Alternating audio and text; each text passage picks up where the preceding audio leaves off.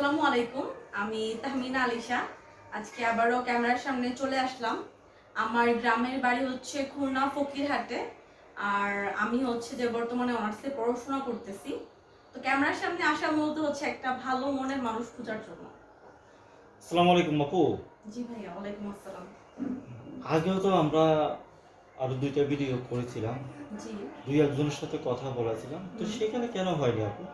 আসলে ভাইয়া দেখা যায় কি যে বিভিন্ন ধরনের সমস্যা হয়, কারণ কারো দেখা যায় যে পড়াশোনা করাইতে চায় না, আবার তাদের উল্টাপাল্টা খারাপ কথা বলে। আসলে আমি তো একজন ভালো মনের মানুষ চাই, তাই? একজন ভদ্র মানুষ চাই। হ্যাঁ। আচ্ছা আপু, এখন কি তোমার পড়াশোনা শেষ? হ্যাঁ, এখন আমার পড়াশোনা শেষ। শেষ। জি। তো এখন চাচ্ছ তাহলে ভালো একজন? মনের মানুষ। আচ্ছা, মানুষটা কেমন হলে চলবে? কালো? মানুষটা মোটামুটি, বাট আল্লাহর রহমতে সে যেন ভালো মনের মানুষ হয়।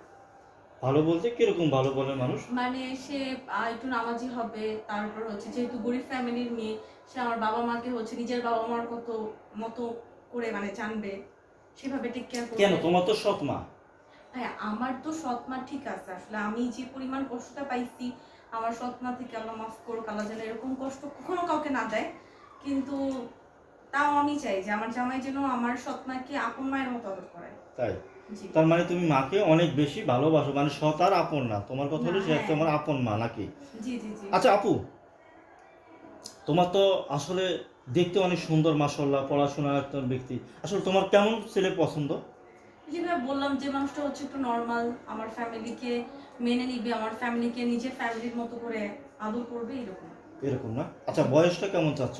বয়স ভাই, বয়স ম্যাটার না। তার বয়স যদি 40 থেকে 45 হয়, কিন্তু সে যদি আমাকে অনেক বেশি ভালোবাসে এবং আমাকে অনেক বেশি মূল্যায়ন করে, তাহলে আমার কোনো সমস্যা নেই। এক, তার মানে এটাই কথা যে তুমি ভালোবাসার পাগল নাকি শুধু ভালোবাসা চাচ্ছ অবশ্যই নাকি? হ্যাঁ, হ্যাঁ, আমি চাচ্ছি শুধু ভালোবাসা, আমাকে অনেক বেশি ভালোবাসবে, আমি এরকম একটা মানুষ চাই। তার বয়স বেশি হোক, আমার আচ্ছা কোনো আপু, সমস্যা নেই।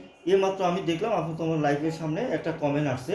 সেই কমেন্টে লেখা আছে যে ভাইয়া, এই আপুটিকে জিজ্ঞাসা করেন যে আমার ওই স্ত্রী মারা গেছে, আমি বিয়ে করছি, আমার সন্তান আছে দুটি, এখন সেই ক্ষেত্রে কি থামি নাকি আমাকে বিয়ে শাদী করবে বা কি আসলে, এটা কমেন্টে বলছে। এখন সেই ক্ষেত্রে আসলে ওনার কথাটার উত্তর একটু দাও। আচ্ছা, আমার কথা হলো হ্যাঁ, কারো যদি ওয়াইফ মারা যায়, 2টা বা 3টা সন্তান থাকে, আমার কোনো সমস্যা নেই, আমি বিয়ে করতে রাজি আছি। কিন্তু সে যদি আমাকে মানে অনেক বেশি ভালোবাসে। তাই? জি। তার মানে তুমি চাচ্ছ ভালোবাসার মানুষ না? অবশ্যই। আচ্ছা থামিনা, এখন তোমার সাথে কিভাবে যোগাযোগ করবে? এখন ভাইয়া আসলে আপনি তো জানেন যে আমি একটা অ্যাক্সিডেন্ট করেছিলাম, পরে আমার হাত থেকে মানে ফোনটা পরে ভেঙে গেছে। তো আপাতত আমার ফোনটা আর নাই। তো কেউ যদি পারেন যে হ্যাঁ ঠিক আছে, মানে ফোনটা ঠিক করতে আমার প্রায় 3 থেকে 3.5 মতো লাগবে।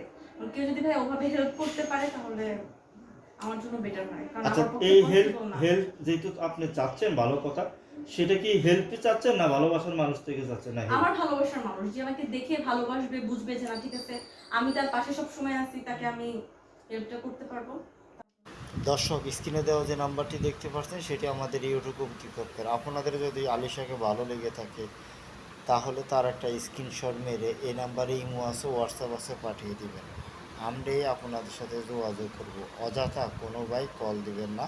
আলিশাকে যদি আপনার ভালো লেগে থাকে, পছন্দ হয়ে থাকে, আবারও বলছি, তার একটা স্ক্রিনশট মেরে এই নাম্বারে আমাদের ইমো আছে, হোয়াটসঅ্যাপ পাঠিয়ে দিবেন। আমরাই আপনাদের সাথে যোগাযোগ করব। অযথা কোনো ভাই কল দেবেন না। ভালো থাকবেন, সুস্থ থাকবেন, আমাদের পেজটি ফলো করবেন। আল্লাহ হাফেজ।